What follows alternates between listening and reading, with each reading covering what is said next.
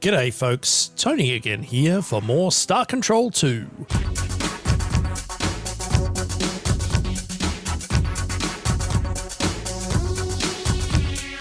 All the way up in the Delta Linker system is where we are. It's a very long way up on the top of the map. We can see the Ilrath moving very steadily towards the Thraddash. Now they're maybe almost about halfway there. So as we're messing around up here in the top part of the map, hopefully those Ilrath are going to make it all the way to the Thraddash and get amongst them so that we can duck in there and nick the thing that we need to nick.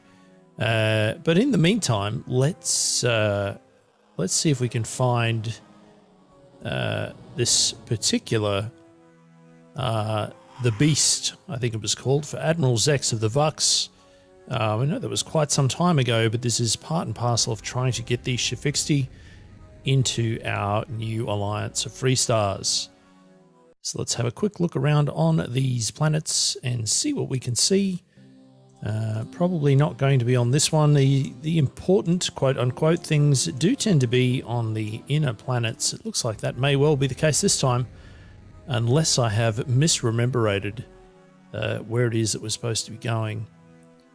But as I said before, that little extra bit of delay or a little bit more time taken in terms of raw hours in the game while we are heading towards that February 2159 deadline. We also do need the time for the Ilrath to make it up there to the Thraddash, otherwise we are in a world of hurt. So this is a water world, doesn't have a lot of stuff going on it, also doesn't have any energy readings on it, but it does have some biologicals. Alright, so if the Beast is just a biological, which would make more sense than it being an energy reading, then I guess we'll find out. So there are some... Whoa! Okay, that most definitely looks like the thing. Interesting. We have finally trapped the hideous beast, which has been so hard to capture these past few days. I swear we emptied our stun batteries into that thing over a dozen times before it even slowed down. A few more shots to its barbed head and it went down. But we had only a few seconds to get it into the magnetic restrainer before it started thrashing around again. Even as I make this report, that damn monster is shrieking like a steam engine and trying to tear its way free. I hope we know what we are doing bringing that thing aboard. If it gets free inside the ship, Captain, well, I just don't want to think about it. Returning to ship. And even with all of those upgrades to our lander craft, we still lost 4 of the 12 folk. But we did get a thing, so I guess that's a plus. There are some more things down here that we can get money out of the Melnorm for. These are all quite normal, ordinary looking things that we can murder with our blasters. So let's get on with that task. And a number of them are also stationary, which is also quite wonderful. So indeed the beast was a biological, and it was just all about being upgraded enough to not get torn to shreds. So we're all primed and ready to take that back to Admiral Vex, but I do not believe that is our most immediately pressing task. We need to get to the point where we delay those Korra from beginning their rampage and just starting to murder everyone. Because the more folk they murder, the less people we have in our fleet, or in our possible fleet, to try and defeat the Ur-Quan overall. Alright, so this is one more mobile, possibly land-based jellyfish to take out here. Good times. Let's just check our manifest and have a look in our cargo. So we've got a bunch of biologicals there, that's fine. Do we have anything listed under device? We don't have the beast. Oh, we do have the beast listed under devices. Vox beast. Alright, so it is classed as a device and not part of the cargo, so we're not going to accidentally ditch it. Not that I had planned to do so, mind you, but it's always best to be safer rather than sorry. So that probably didn't take all that much time. Let's just pop ourselves back out into hyperspace. I don't think using the portal is going to make things all that much faster. The Umgar is still coming in quite slowly. So that is a little bit frustrating. I don't really want to duck down into the Ur-Quan territory. I don't want to go over here to where the, what is it, the Utwig, I think, and the Supox are over here somewhere. Don't want to head over there yet because we still need this thing from the Thraddash in order to do anything of any use. But Menkar is a unique sounding star name, and it is on the way back towards where we're going. So let's try and fill up these cargo containers a little bit as we continue saving the galaxy. Because all that money is going to be useful at the very least for buying more fuel or perhaps more crew. Now, my understanding is that in this game there are 10 rainbow worlds, and we've really only found one of them, but we've also more or less exhausted absolutely everything that the Melnorm can already tell us. So other than potentially getting more fuel from them, which we can probably do in a more piecemeal fashion just from harvesting biologicals, I'm not sure what our incentive for finding the rest of the rainbow worlds is, other than being assured of fuel for an even longer period of time. But it would be just kind of nifty, I guess, to just stumble across one anyway, purely for the sake of finding something novel, I guess, even if it's not going to be materially useful to us at this exact point in time. What have you got for us, Menkar, for a Urea world? That is not what I had been hoping for. I had been hoping for a treasure world, because I do like my treasure. Where is it? Give it to me. Alright, so none of the colours of these things is seeming like it's going to be immediately useful. But I could be proven wrong. I don't really want to spend too much time landing and hoovering up biologicals. Some minerals on there, some green looking ones. And some biologicals as well. How much are those greens worth again? I can never remember. Oh, they're rare. That's probably worth our time at 5 apiece. So sure, let's pop on down there and grab those things. Where are they? All right. So there's going to be a bunch of biologicals around as well, I guess, seeing as we're going to go down here. We could shoot them as well. Most of them not moving around a terribly large amount, which is nice to see. Or are all of these minerals? No, they aren't. But they are nice and stationary, which I'm always quite fond of. And it looks like the little mousy folks, so they're pretty quick to shoot and hence collect.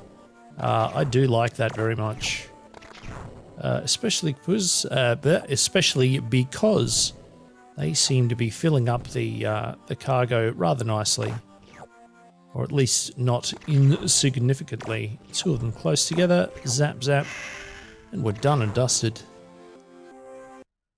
And off we go on our merry way. So I'm reconsidering my attitude towards green planets after that one. That was pretty nifty. There's a nice little red world tucked in here close to this orange star of Menkar. I don't know if that means anything, but we're about to find out. Rainbow world, maybe? Perhaps? Of course not. An infrared world covered in useless, but with a few biologicals around as well. I don't really think that is going to be worth our time at this point. We still have plenty of bank with the Melnorm. And we've already gathered a number of biologicals, so we're just going to duck over here to avoid going close to that sun and getting stuck with more zoom levels. What about this one? A lovely, pleasing blue colour, at least from some perspectives, although that does look like a yellow dot there, so that might be worth our time. Is it going to be some form of precious metal? Let's find out. Of course, landing 1 billion miles away from it. Iridium, good enough for me. Sounds delicious. So how much closer are the Ilrath going to be at this point in time? Oh, there's a little green planet up there that we haven't been to yet. Was there another one over here? Yes, there was. All right, so we'll go down here first. So many green planets. This one and then the one at the top, and then we'll continue. Show me what you got. Chlorine. Yummy.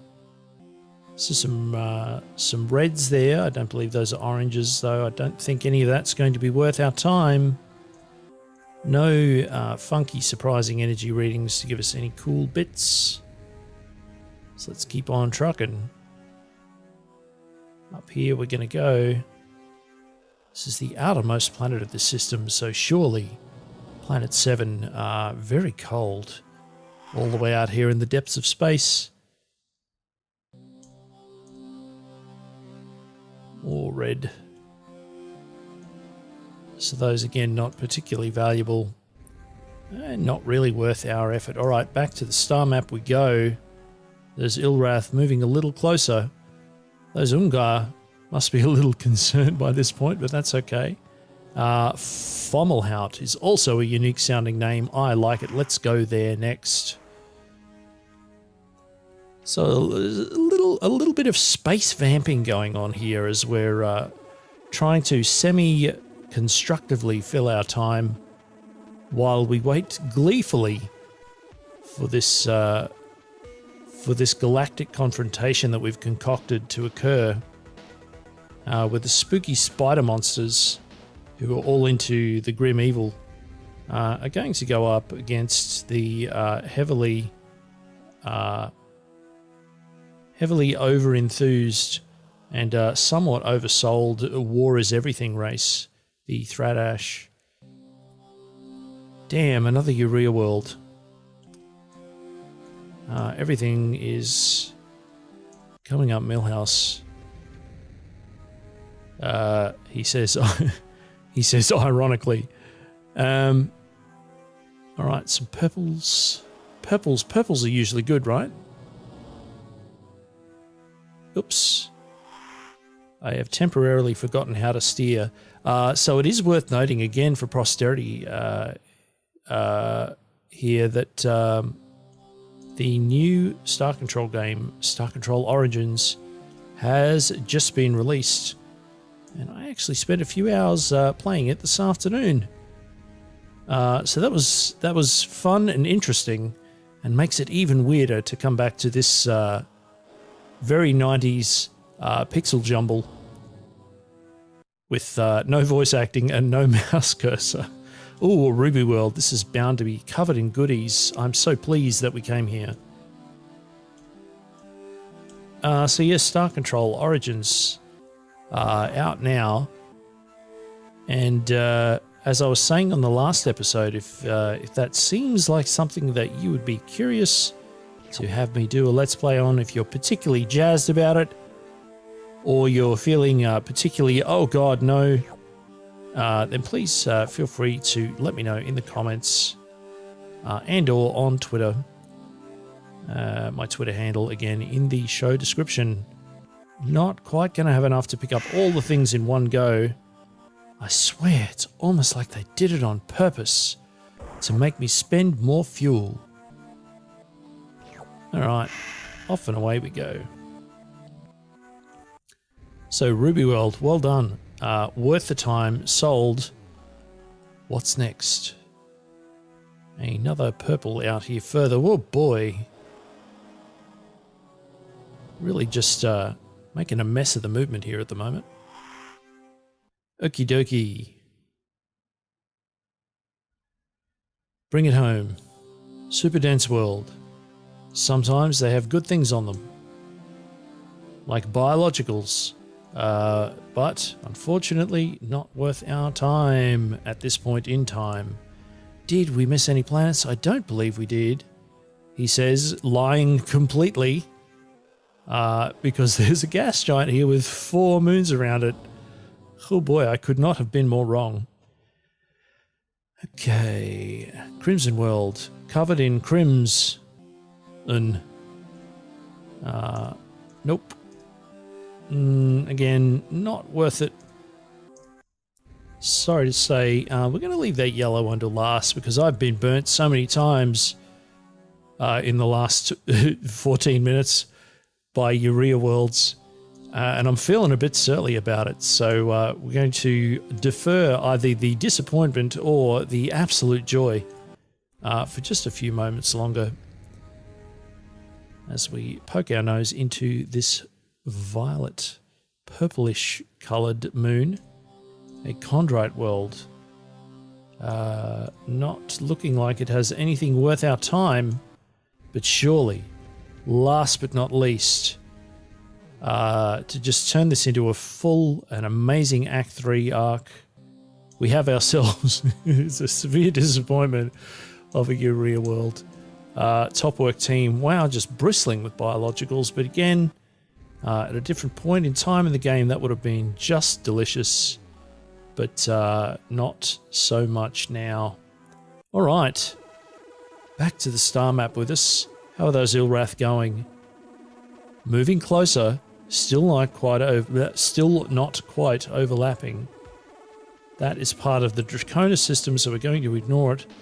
That one up there, though, it's floating out in the middle of nowhere. It doesn't have a unique one-off name, but it is vaguely going to give us time to get over there, but also possibly without going inside the Ilrath's radius as they start smacking the Thraddash about, presumably. And it's also it is also going to give us an opportunity to duck in and steal the thing that we need to steal.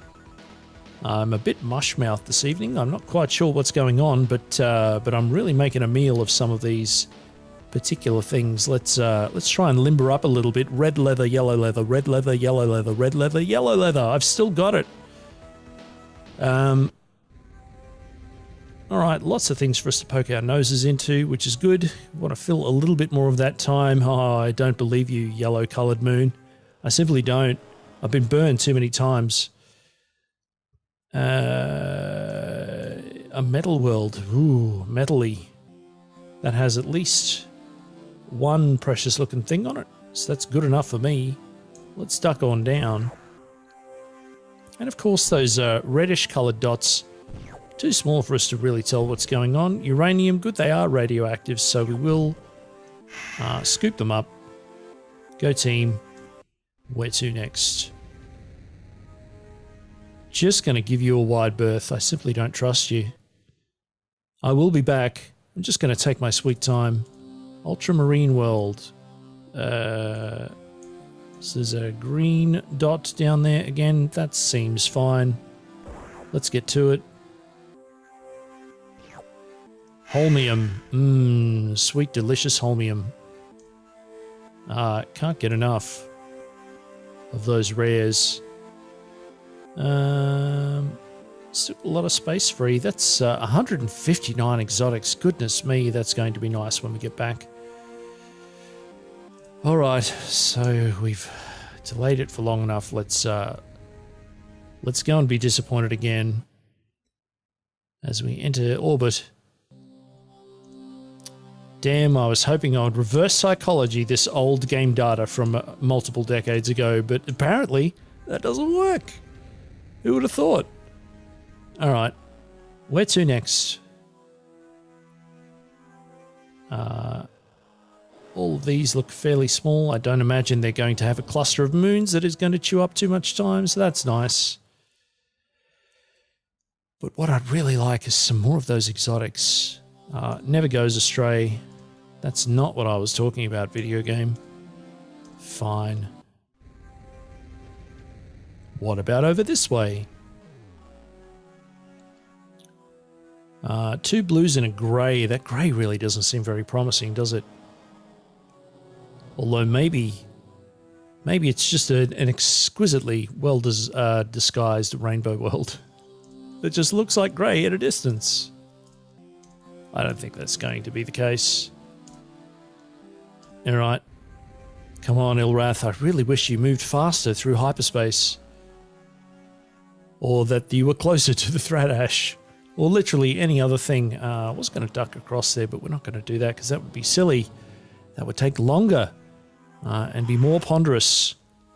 And the last thing that we need is prolonged ponderousness, am I right? Yep. Good.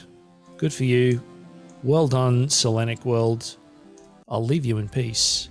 I'm going to duck around the outside here so we don't end up in multiple zoom levels around that sun, hopefully. We're just going to clip the edge of it. Maybe. Oh, look at that. We did it. Top work, team. Last but not least, give me the goodies. A water world. Not what I'd been hoping for, but fine. No dice. Alright. Very well. Oh, they're just getting closer and closer. Still not quite close enough for my taste. Where can we duck to around the edge here that is still going to be meaningful in some way? No, it doesn't seem good.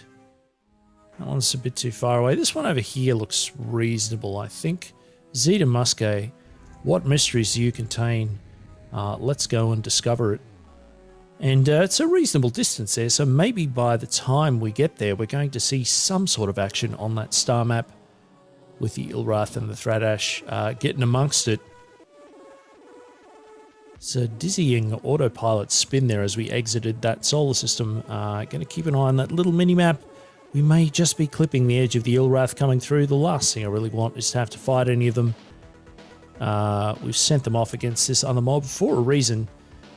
Coming up towards Halloween of the year 2158, which means that we have approximately 3 more months to do all of these other crazy shenanigans that we're trying to get done so that we can do all of this delaying. As I said some time ago, we are cutting this close, but hopefully it will be enough. Something there spawning into hyperspace and chasing us, but not moving quickly enough to be a slow Landro. We haven't actually seen any of them for quite some time, so perhaps, just perhaps, they're not around anymore and they've all destructed. There's Ilrath getting closer, not an awful lot going on right now, so we will continue doing our little bit of exploring here. So let's do a few of them maybe, and then just check the star map again and see what is happening.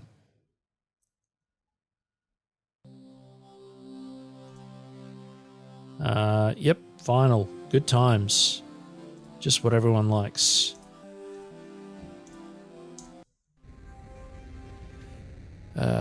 Another purple liar. A grey, but that's a gas giant, so it could just be surrounded by... Never mind. Please be covered in exotics. Give me some sort of crystalline world. Or not. You're correct, you don't have to listen to me. But it would be nice if you did. Captain Clapton of the Starship Dank has clearly been flying around the galaxy for long enough now. In a state of relative aloneness, considering that they're probably the only human on the ship who hasn't been recycled due to massive and sustained crew loss. And clearly feeling like they're now in a position to try and reason with an uncaring universe by lamenting the fact that that so many of these planets don't have things on them that we want. It's late and I'm rambling. That's my excuse and I'm sticking to it. Possibly I'm also using that as an excuse as to why I can't steer. Alright. Hydrocarbon world. Covered in nothing. It's my favourite. Alright, let's go back to that star map. Alright, so those two both flashed, so I am assuming that means that they're now fighting one another. So maybe we can use that as our cue to dash back in there to the Thraddash and try and steal the thing that we were looking for before. So that sounds like an excellent plan, and that will be what we do in the next part of the Let's Play. Thank you so much for tuning in. If you enjoyed this, please give it a thumbs up, subscribe to the channel, and please tell a friend if you think they might enjoy this. And come back again soon for more Star Control 2.